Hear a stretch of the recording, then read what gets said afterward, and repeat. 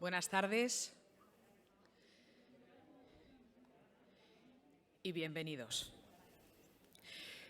Continuamos. Seguimos revolucionando la salud y analizando el placer de cuidarse a lo largo de toda la vida, como reza este primer congreso y quintas jornadas de enfermería integrativa.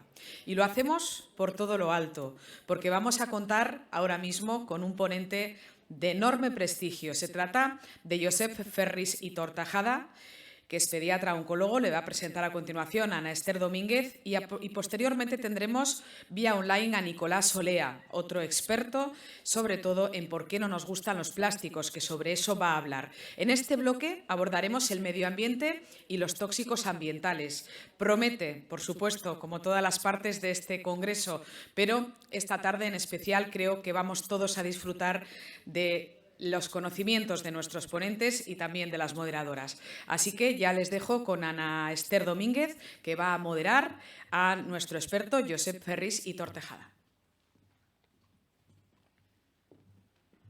Buenas tardes. Bueno, yo tengo el enorme placer de presentar a mi gran amigo, es la costumbre, mi gran amigo Josep. Y bueno, como él es muy original, cuando le pregunté cómo quería o qué quería que destacara de su largo y extenso currículum, me dijo, no, que yo me considero rarito y quiero presentarme yo solo. Digo, vale, bueno, pues tú te presentas, pero yo quiero contar una pequeña historia breve de cómo le conocí. Hace 20 años yo participé de una plataforma en vivo cerca de Torrelavega. Se querían crear 3 centrales térmicas que eran muy contaminantes, emitían sobre todo partículas pequeñas. Y a mí me empezó a interesar el tema y a preocupar. Bueno, ya hace tiempo que me interesa el tema de salud medioambiental, pero a raíz de ahí me interesé más, ¿no? Y bueno, pues formé parte de una plataforma que englobaba muchos colectivos, grupos ecologistas, asociaciones de vecinos. Yo por aquel entonces creé un grupo sanitario y como también estaba en el AMPA del colegio, creamos también una plataforma de AMPAs que se introdujo dentro de esa plataforma de plataformas, por así decir.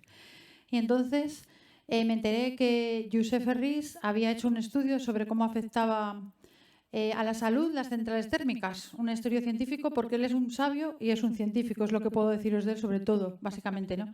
Y entonces yo, con todo mi remango, le llamo al Hospital La Fe de Valencia sin conocerle de nada y pregunto por Josep y voy a través del hospital llegando hasta él, que me costó, pero llegué. Y le digo, pues soy Ana Domínguez, estoy aquí en Torrelavega, me pasa esto, soy enfermera, me gustaría que vinieras a dar una charla para la población. Y sin pensárselo 2 veces me dijo que sí. Y a raíz de eso le conocí y entablamos una amistad que hoy dura y espero que dure siempre. Y bueno, para que veáis el tipo de persona tan disponible que es, además de ser un sabio, ¿eh? Y os dejo con él.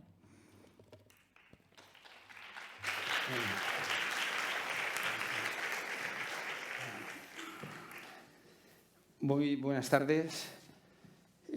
Antes de nada, tres disculpas. Una primera disculpa porque vamos un poco atrasados con relación al horario oficial.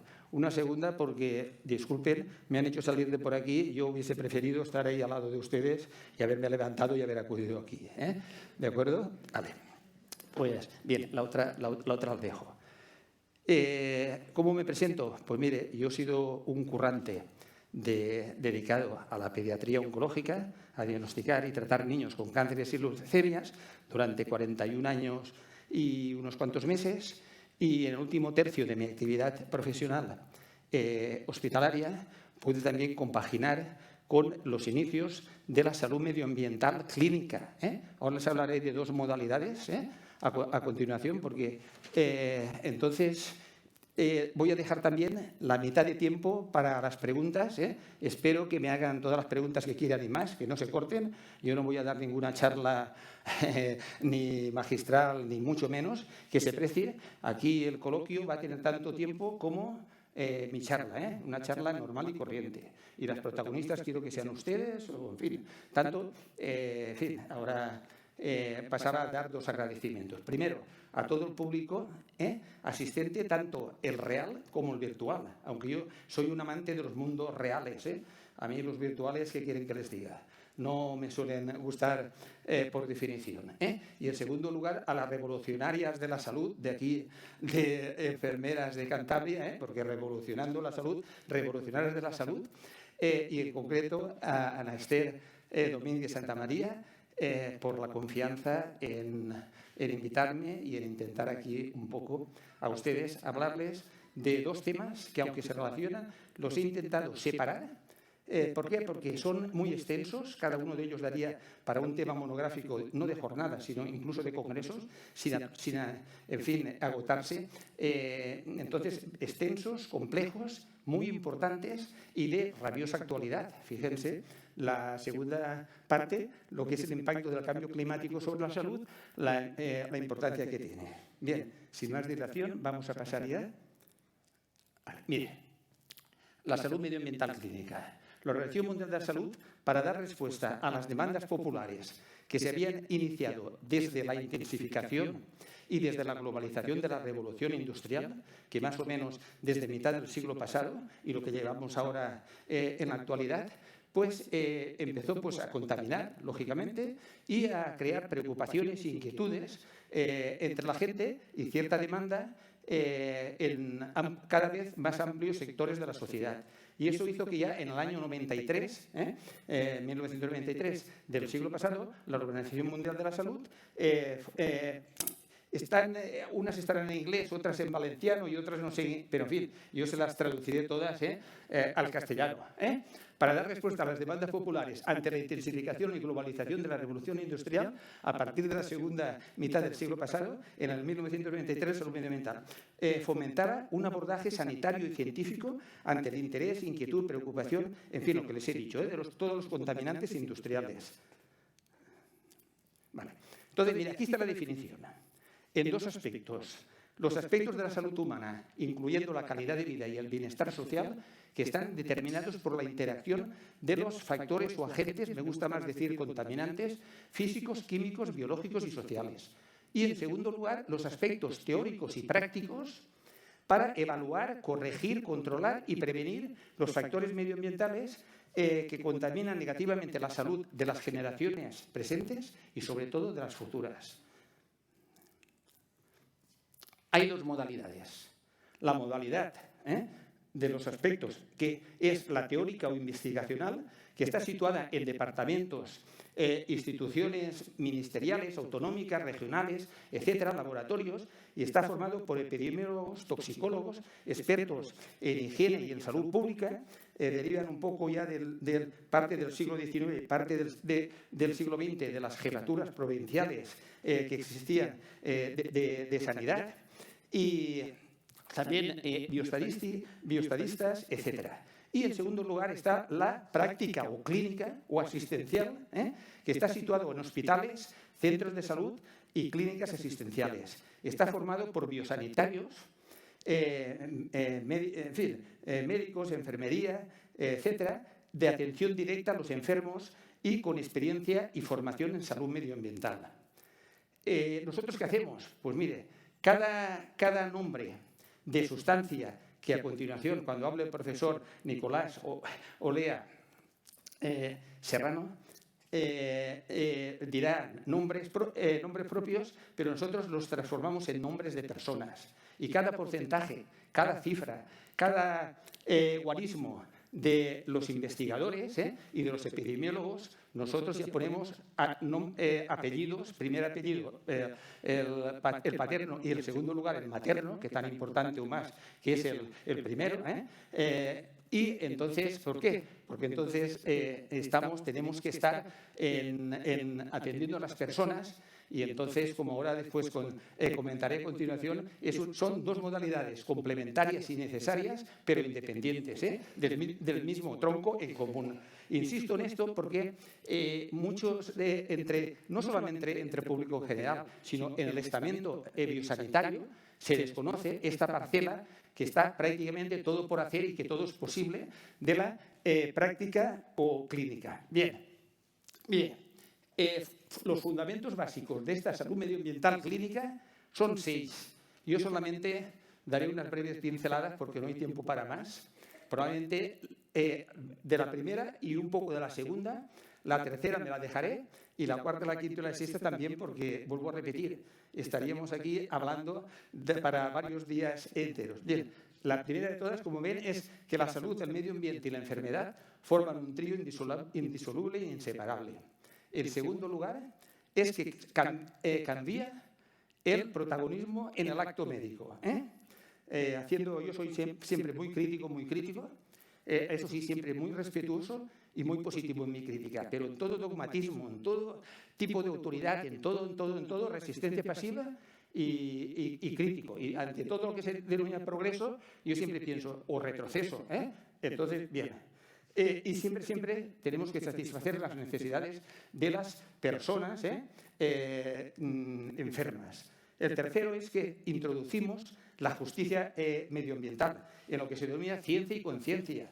La ciencia sin conciencia prácticamente no nos sirve a los que vamos de pie, a otra gente puede ser, pero a los que estamos de por ahí caminando normales y corrientes, pues lógicamente no. Bien. El cuarto pilar o fundamento básico es los médicos, en fin, o el personal sanitario, nos convertimos en auténticos profesionales sanitarios, valga la redundancia. El quinto es que introducimos también el principio de precaución o de cautela. Y el sexto es que retomamos la naturalización que hemos ido perdiendo de una forma de vida completamente antinatural y artificial sin darnos cuenta. En fin, estamos viviendo como, incluso yo vengo de Valencia capital, y aquello ni que fuéramos abejas, en colmenas, nos metemos en pisos, nos encerramos con puertas blindadas y otras cosas, en fin, alucinante. Y todo lo que no sea natural, y más si es antinatural, por mucho progreso que nos vendan, vuelvo a repetirles, nos engañan. Bien, vamos a continuar. Bien. Ahí tienen ustedes el trío inseparable indisoluble. Y ustedes me pueden decir, ¿y cómo puede ser que dos segmentos o dos estados, ¿no?, son incompatibles y uno no puede existir con el otro? Que está la salud con la enfermedad, pues ahí no hay tutía, es que es la ausencia, más allá de la ausencia de la enfermedad. Y la enfermedad es la ausencia también de salud y más cosas, ¿no? Entonces, ¿cómo puede ser que formen un trío en vez de repelerse esas dos y tal? ¿Por qué? Porque actúa como conglomerado el medio ambiente. Y ahora pasaré un poquitín dentro de la salud y las revolucionarias de la salud a decirles lo siguiente. Yo encuentro tres grandes déficits de salud, que los voy a enumerar. Primero, el profesional. Mire, yo pasé 6 años en la Facultad de Medicina y a continuación al año que viene, ya soy casi histórico. Medio siglo de ejercer ya mi profesión, medio siglo. Entonces, ahí terminé en el 72, en el 22, efectivamente. Entonces, a mí me formaron, y prácticamente a la inmensa mayoría de compañeros y compañeras mías, a diagnosticar y tratar enfermedades. Nos podríamos titular no profesionales sanitarios. ¿Por qué? Profesionales sanitarios es de salud, de sanidad y de salud. Y nosotros somos de la enfermedad. Sabemos diagnosticar muy bien y tratar las enfermedades. Pero, ¿cómo han aparecido las enfermedades? Pues váyanse a saber. Bien, lo que les digo, Bien, segundo, un déficit también, lógicamente, de percepción social. No se le enseña a la gente, cuando se tiene que enseñarse en la instrucción, tanto casi ya desde parvulario hasta que se termine, porque la educación se mama en casa, en las casas, igual con una lactancia materna se da en las casas, la educación también, pero a nivel ministerial, a nivel de consejerías, nos meten de por ahí eufemismos para hacernos confundir, ¿no? Y yo diría que tenía que ser ministerios de educación y de familia, y consejerías de educación y de familia. ¿Por qué? Porque se maman las familias. Lo otro, instrucción y ciencia. Se instruye, se puede un poco complementar los fundamentos de la educación. Pero, en fin, bien, así nos luce el pelo, Y sobre todo, fíjense el mío, que no tengo yo ni que hablar, mi mujer ya me contesta de todo porque ya sabe las ideas antes de yo tener que hablar. Por eso, si me paso ahora, ya le he dicho a Ana que me corte. Bien, y un déficit institucional. Durante 41 años y unos cuantos meses no me pagaron ni un céntimo de las antiguas pesetas ni de los euros posteriormente para saber por qué los niños y las niñas tenían leucemias o cánceres, ¿no? Para diagnosticarlas y para tratarlas. Única y exclusivamente. Mire, en los países occidentales dotados de sanidad o salud pública y privada, prácticamente casi el 99% del presupuesto económico y, lógicamente, la parte humana, tecnológica, etcétera, etcétera, a diagnosticar y a tratar. Está muy bien que nos diagnostiquen y nos traten de la mejor forma posible, pero por lo menos no una diferencia tan abismal entre lo que se destina a una parte y a la otra. Incluso donde yo vivo, donde yo resido, para más colmo, hay incluso un hospital que se llama Casa de la Salud. Y digo, joder, Casa de la Salud, La Casa de la Salud debe ser cada uno de los ciudadanos, allí están todos enfermos y enfermas. Ahí debe ser Casa de la Enfermedad, por muy católico que sea el hospital, como puede ser evangélico, presbiteriano o etcétera, de cualquier otra creencia. Y mucho respeto a mí para todas las personas creyentes, sean del credo que sean, ¿no? Pero vamos, un poquitín de... Bien, vale, la siguiente, porque si no, yo que me enrollo. Ahora la enfermedad, antes de pasar al medio ambiente, que es la parte más importante. Bien, mire, no hay ninguna enfermedad que sea producto de la mala suerte, de magia y potagia, del determinismo fatalista, ni por muy creyente y fanática que sea una persona del credo o religión que sea, por castigo divino.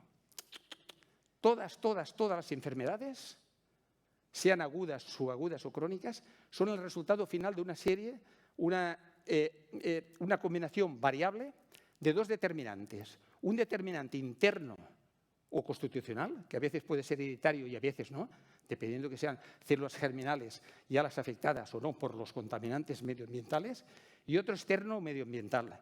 Cada determinante está compuesto por multitud de factores, conocidos algunos y desconocidos la mayoría. El conocimiento científico tiene tanto desconocimiento como límite de la circunferencia de lo que abarca.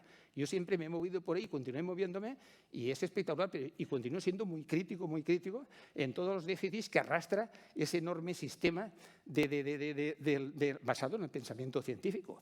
Faltaría más. Bien, también cuando una enfermedad es el producto solamente de un agente, de uno de los dos componentes, suele llamarse agente etiológico. Pero sobre todo ya cuando son enfermedades crónicas que suelen aparecer ya después de periodos de incubación o de latencia de más que de años, de décadas, y son las típicas de la segunda mitad de la vida, ahí ya intervienen, son multifactoriales, entonces ya son factores de riesgo, ya no son agentes etiológicos o contaminantes etiológicos, sino que son lógicamente factores de riesgo. A mayor cantidad de factores de riesgo, más números de lotería de que te puedas tocarte, lógicamente, ahí. Bien. Vale, de acuerdo. Mire, aquí esto más o menos creo que es un sistema rectangular. Aquí tenemos en este ángulo de aquí la salud y en aquel de allá lo opuesto, la enfermedad. No quiere decir que las personas que estén allá estén enfermas, ni yo ahí de salud. Vale. ¿Qué pasa? Pues mire, prácticamente podríamos decir que casi la totalidad o la totalidad de las decenas de billones de células que tiene el organismo humano nacen, crecen, maduran, trabajan con relación a las vecinas, trabajan con relación a otras a distancia, mueren cuando se tienen que morir y son sustituidas por divisiones de las células madres que hay en cada uno de los órganos, que agrupadas esas células en órganos forman aparatos o sistemas en todo nuestro organismo y están cambiándose continuamente y no nos damos cuenta. Nos levantamos todos los días, nos duchamos, nos lavamos la cara, nos vemos en los espejos, creemos que somos los mismos, más o menos en algunas diferencias, cuando pasan décadas, faltaría más, yo ya llevo 7 y pico a la espalda, pues lo noto también, pero creemos que somos los mismos y somos diferentes. Por ejemplo, a nivel del sistema hematopoyético, de las 3 clases de células que tenemos, la que más vive hasta la muerte, ese es el glóbulo rojo, el hematíe, 120 días. A los 120 se muere y una célula madre se divide en dos. Una continúa siendo célula madre y la otra pasa a ser un eritroblasto y después un eritrocito. En fin, ya forma la misión y el trabajo que tenía que hacer de transportar el oxígeno y después el CO2 para expulsarlo, según sangre arterial o venosa, que saben todos ustedes, pues ahí va pasando. Entonces, ¿qué pasa? Que la mayoría de nuestros billones de células, los biólogos no se ponen de acuerdo cuántos billones tenemos, entre 60, 70, 80, decenas de billones, necesitan muchísima energía para estar trabajando las 24 horas del día. Podemos estar descansando, durmiendo, divirtiéndonos, etcétera, etcétera, pero están trabajando las 24 horas del día, sin parar. Sin parar. Necesita muchísima energía y también material, lógicamente. Entonces, ¿de dónde se suministra? De los 3 combustibles que la madre naturaleza, antes de la aparición de las especies y de la evolución, y desde homínidos hasta aquí, o hasta Adán y Eva, y hasta ahora, para los creyentes católicos, pues ha puesto ahí a disposición para ser lo que somos actualmente. Entonces, esos 3 combustibles, lógicamente, lo saben todos ustedes, los alimentos que necesitamos, el aire que respiramos y el agua, o líquidos en forma de agua, que necesitamos. Esos 3 combustibles son. Entonces, ¿qué pasa? Que cuanto menos contaminantes tengan, porque ¿qué es un contaminante? ¿Qué es lo que adquiere papel importante? Es todo agente, factor, compuesto, sustancia o mezcla de sustancias que altera el equilibrio y la función de cualquier hábitat, ocasionando podríamos decir, un efecto negativo o adverso dentro del contaminante, desde la parte ya biosanitaria, en las personas en 3 grandes impactos negativos. Incrementa el riesgo real y potencial de padecer enfermedades agudas, crónicas y subagudas, o leves, moderadas y graves. En segundo lugar, incrementa el riesgo de mortalidad prematura. Y, en tercer lugar, incrementa también el riesgo de disminución de la calidad de vida antes de que cuando tenga que fallecer. Ustedes, si les dan a elegir entre cantidad y calidad, ¿qué harían? ¿Qué elegirían? Las 2 cosas, no sea cosa que cuele. Las rebajas ya vendrán solas. Pidan 100 años y en un día de vida y con tanta o más calidad que la que puedan tener ahora, siempre de entrada. Pero efectivamente, mejor calidad. Entonces, ¿qué pasa? Que si tenemos un promedio de vida, las mujeres superar los 85 años y los varones quedarnos 1 año o 2 por debajo, pues pueden fallecer 10, 15 o 20 años antes, y lo triste es que los últimos también, 5 o 10 o los que sean antes de fallecer prematuramente, la calidad de vida es deplorable por lógicamente, los efectos de la... Mire, los contaminantes, entonces ya tienen claro lo que es, de efectos de menor gravedad a mayor gravedad, una pirámide escalonada que la están viendo ahí, ¿de acuerdo? Entonces, lo que les contaba, si los combustibles, no me había acordado antes, no tienen contaminantes, en fin, siempre han habido contaminantes naturales, siempre, siempre, siempre. La madre naturaleza es muy sabia, pero no es perfecta, siempre han habido. Y siempre han sido hidrosolubles. Por eso nosotros tenemos mecanismos de supervivencia, los que la selección y ahora nos hemos quedado solamente el Homo sapiens dentro de todos los tipos de homínidos que existieron previamente. Entonces, cuanto menos contaminantes existan, más estaremos en este ángulo de aquí de la salud. Pero la aparición de los contaminantes y sobre todo de los antropogénicos, de esa intensificación y globalización de la revolución industrial, la mayoría son liposolubles. No tenemos mecanismos para poderlos eliminar.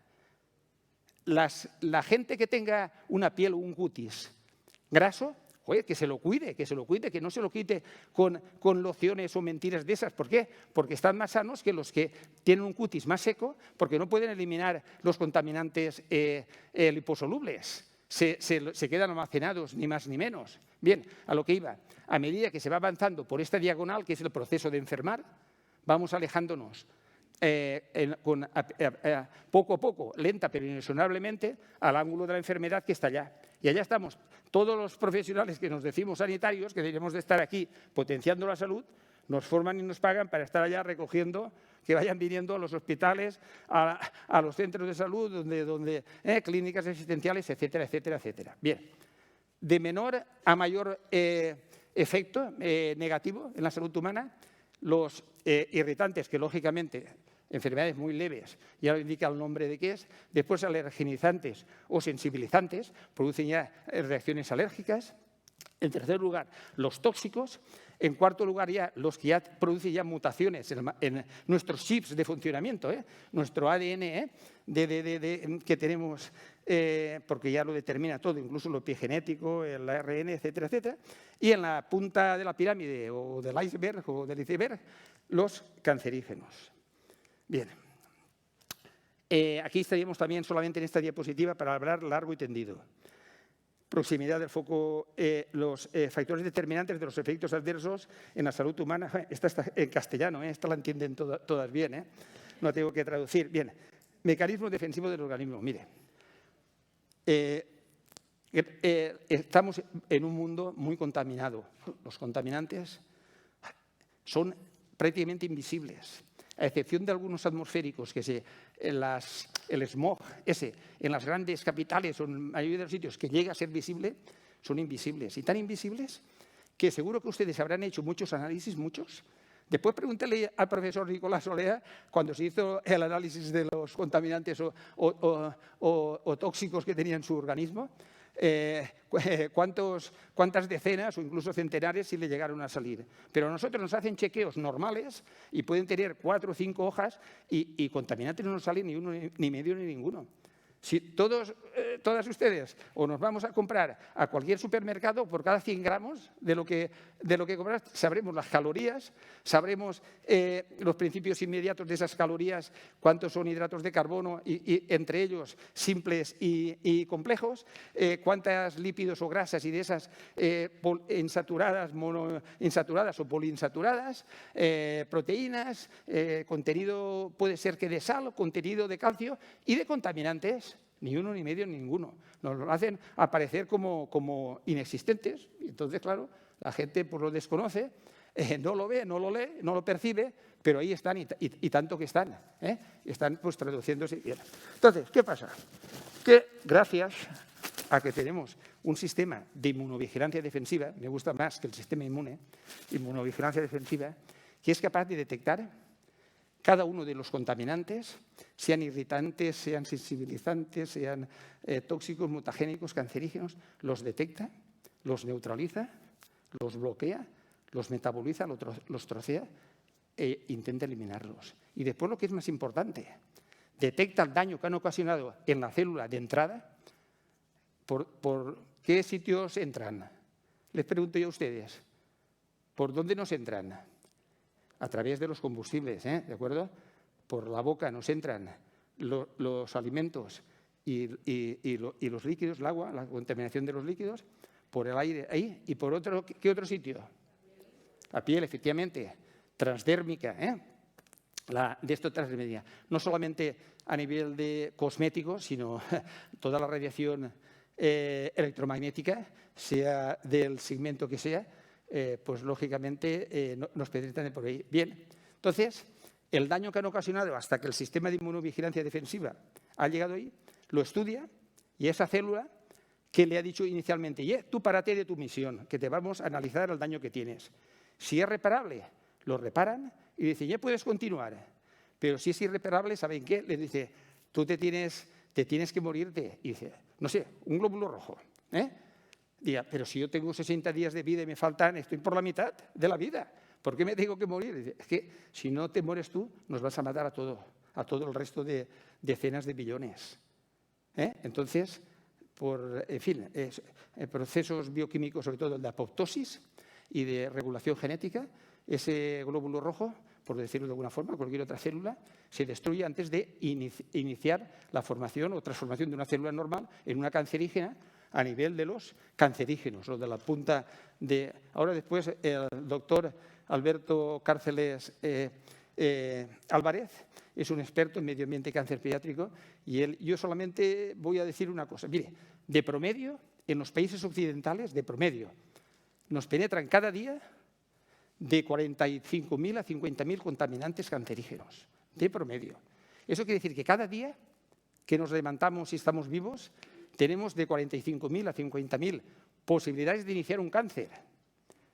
Y, por ejemplo, ¿Por qué yo ya con 72 años a la espalda de momento aguanto y no he tenido ninguno? Cuando me deberían de salir como rastas, como, en fin, por los poros, por todos los sitios, debería de tener de allí, pero largas de esto de transformaciones de inicio de un cáncer, ¿no? Porque mi sistema de inmunovigilancia defensiva me ha protegido, ha destruido a los contaminantes cancerígenos que han entrado conmigo y me estoy pasando. Bien. La población infantil es la más vulnerable que existe. Vamos a pasar a la segunda y muy rápido. Esto ustedes sabrán más que yo. Lo único que pasa es que yo siempre, yo no quiero nada para mí, pero para mis damnificados o afectados, todo lo que sea y más, que yo al principio aquello era depresivo y yo solamente con arrancarles una sonrisa a los principios de los años 70 del siglo pasado me daba por satisfecho. Con poco se puede ser feliz y se puede vivir y de sobra. Mire, aquí tienen el espectro electromagnético para que ustedes vean un poco lo que es, en fin, la radiación solar, ¿de acuerdo? Mire, ahí tienen desde, en fin, de todo. Mire, ahí ahí la voy a aumentar en la siguiente. Mire, ese es abajo de todo tienen la radiación solar, ¿de acuerdo? Los 7 colores del arco iris y los 3 más calientes, los 3 más fríos, el verde al medio y después están los ultravioletas, el A y B sobre todo, el C se queda a nivel estratosférico y los infrarrojos por la parte de longitud más larga, ¿de acuerdo? Mire, aquí la tienen en otra, mire, la visible, la ultravioleta y la infrarroja. Está cambiada al revés, ¿me entienden? Mire, entonces, ¿qué pasa? Mire, espere, que no quiero correr yo tanto, volver atrás. Sí, mire. Cuando se calienta la superficie, sobre todo de la tierra y también en menor medida de los mares, donde incide sobre todo la radiación de la infrarroja, cuando se calienta la superficie de la tierra en una longitud de onda todavía más larga que la que nos llega de la radiación solar, de la radiación del Sol, esa hace de que de siempre nuestro planeta, en vez de tener existen unos gases de efecto invernadero naturales que permite que en vez de tener una temperatura global media del planeta Tierra de 18 bajo cero, que sería, no digo inhabitable, pero casi, a 15 positivos, gracias a esos gases de efecto invernadero naturales. ¿Pero qué ha pasado con toda la intensificación y revolución industrial? Pues nada, se han ido por las nubes. Voy a pasarlos porque... Entonces, claro, se va viendo un calentamiento cada vez más progresivo y todos los fenómenos meteorológicos están más unidos y entrelazados que lo que nos podemos imaginar. Entonces, efectivamente, no solamente pasa, y está claro que está inducido por el hombre, no hay ningún secreto. Disculpen un poco, que voy a pasar un poquitín. Entonces, mire. Bien, también, aparte del efecto del incremento de la temperatura, destrucción, contaminación y esquilma de los recursos naturales, pérdida de biodiversidad, imparable producción de residuos y con la incineración. Aquí todavía reciclamos algo, pero en los países mayoritarios del tercer mundo, que son mayoritarios, en fin, crecimiento poblacional exponencial, la deforestación, pérdida del suelo fértil, pobreza y desigualdades generalizadas y el consumo desmesurado de materias primas, energía y agua. Bien, aquí tienen, mire, resultados en la salud, a nivel general. Enfermedades relacionadas con los sucesos meteorológicos extremos, ¿no? Tanto olas de frío como olas de calor, tanto lluvias e inundaciones como sequía y desertificación, y todo eso, lógicamente, pues, arrastra muchísimos contaminantes y produce pues, muchísimas enfermedades. Esta también la voy a pasar, esta también la voy a pasar, esta también la voy a pasar. Mire, los niños es uno de los segmentos más vulnerables. Mire, ¿por qué? Porque vamos a pasarlo. Vale, ya para. Mire, más del 88% de las enfermedades producidas por el cambio climático se dan en niñas y niños menores de 5 años de edad.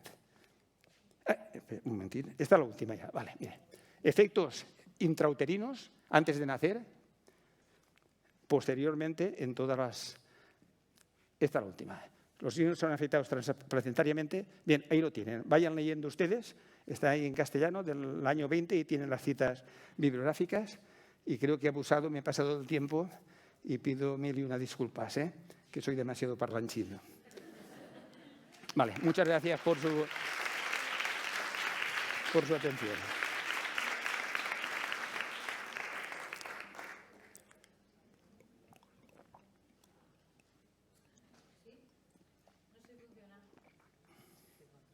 ¿Sí, me oís? Te perdonamos, ¿eh? Es que me da pena no aprovecharle para las preguntas, así que le he cortado un poco así brusco. Bueno, ¿preguntas? ¿Manos? ¿No hay Fáciles, curiosidad? fáciles. Las difíciles se las quedan, A ver si me hacen quedar ahora mal. ¿Nadie tiene dudas? ¿Por allí? Gracias. Sí, estoy más cómodo, Pablo. Gracias. ¿Ahí hay una chica que pregunta? ¿No tienes micro? Si grita un poco... Espera, Raquel, ¿puedes buscar algún micro, por favor, fuera?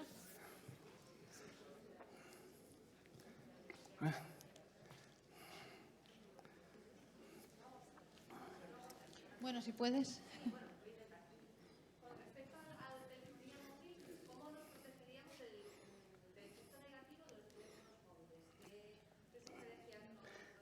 Mire, dentro sí, claro, sí. Dentro del segmento de la radiación electromagnética de la telefonía móvil es la proximidad. Nos desviaban a las antenas cuando lo más importante y pasaba desapercibido eran los móviles y la proximidad. Cuanto menos, mejor. A mí el que me enseñó, el profesor de física teórica que me enseñó los campos electromagnéticos de la Universidad de allí de Valencia, solamente utilizaba cuando no estaba en el despacho haciendo trabajos de campo y siempre tenías que tener el bolígrafo para apuntar 96, que es el código de allí, fijo, y enseguida el momento que te lo decía, colgaba su móvil. Lo tenías que llamar desde el fijo más... Y era el que más sabía, Bien, entonces, manos libres siempre y lo menos posible. Yo en mi casa ni los inalámbricos. Siempre que estoy me suena un móvil. Yo tengo un móvil por imperativo conyugal, porque yo viviría sin móvil. Joder, qué tranquilo. Si hoy me lo había dejado en casa cargando y cuando he llegado dentro del metro y digo, mira, pues ya no vuelvo porque estaba todo ajustado. Mi pobre mujer se ha dado cuenta, es mi hija íntima de Ana, y se ha bajado, ha comprado un billete de metro sin venir y ha venido allí, me lo ha entregado, a punto ya de salir del convoy y decía, pues ya sin móvil ya me arreglaré de allí. Ya, y hubiese arreglado, y tanto que no nos hubiésemos sido. Durante la historia de la humanidad hemos vivido y sobrevivido, pero bien. Entonces, los tumores un poco asociados, lógicamente, son más benignos que malignos, pero también hay alguno maligno. Pero sobre todo el cambiar, porque hay tendencia a la unilateralidad, ¿de acuerdo? Siempre hay predisposición a un lado o al otro, ¿no? A uno por persona. Permuten, y cuanto menos hablen, a ser posible, menos de media hora entre recepciones y emisiones diarias con el móvil. Media hora.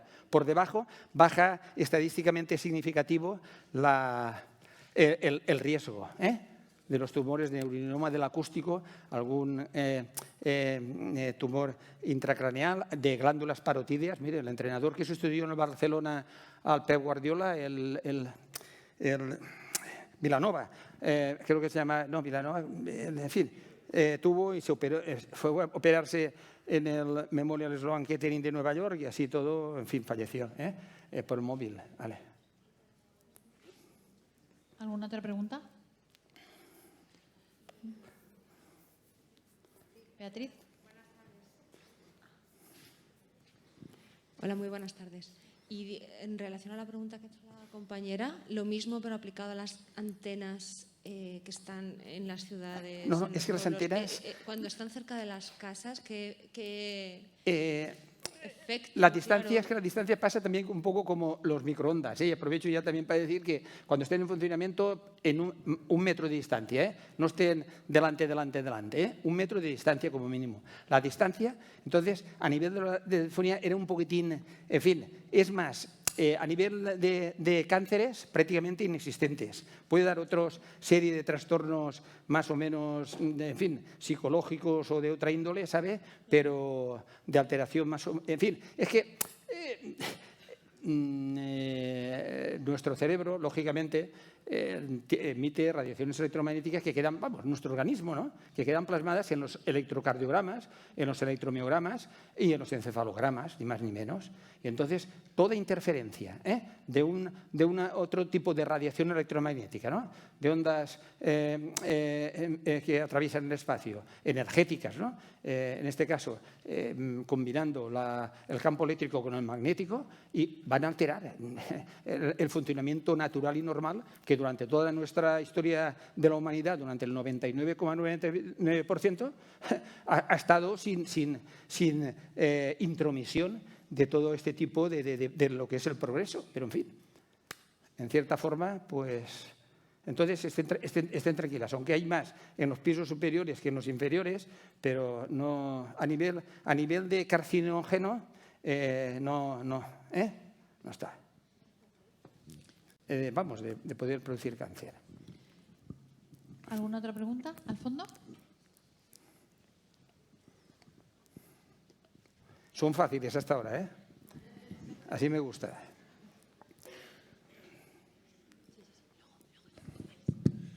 Buenas tardes. Una preguntita que supone un claroscuro para aquellos que nos metemos con el tema de los tóxicos, de los metales pesados. Es el esquema de vacunas. Vacunas, mercurio, aluminio, polisorbato 80... Mire, nos hacen creer que, efectivamente, que el riesgo que tenemos es cero cuando vivimos en ambientes muchísimo más contaminados, ya les he dicho, son prácticamente invisibles, no los conocemos, no los percibimos, pero enfermamos, nos van conduciendo hacia allá, hacia las enfermedades.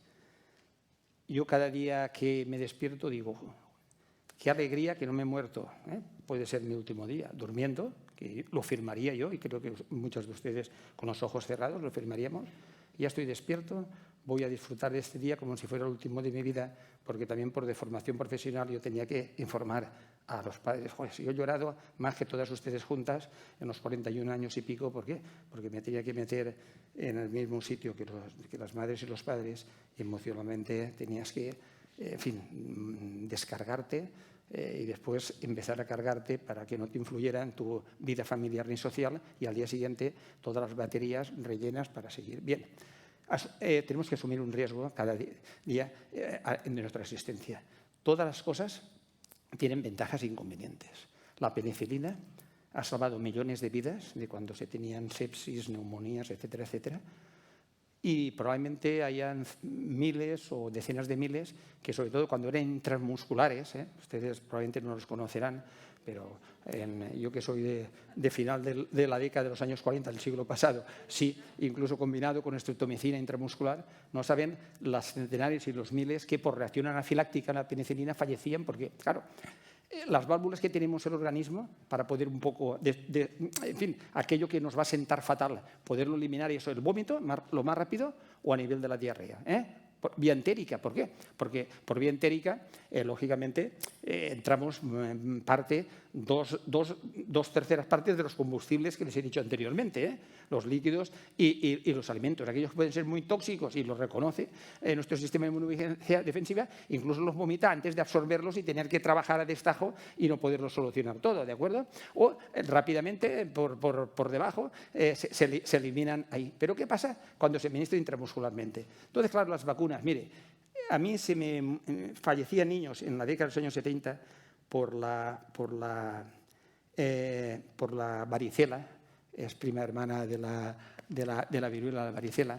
¿Por qué? Porque los inmunosuprimidos en los niños, allí con tratamiento, podían estar en remisión de su leucemia o de su tumor sólido, y por la varicela, que los hermanos la pasaban sin ningún problema, los adultos, aunque tengan un sistema inmunovigilancia defensiva mucho más maduro que de los niños, en fin, contradicciones. Lo que ha pasado ahora también con el coronavirus, que han sido menos los niños que los adultos en general. Bien, entonces se me fallecían. Y a mí las vacunas, pero tienen un riesgo, claro que tienen un riesgo. Buen hombre, claro.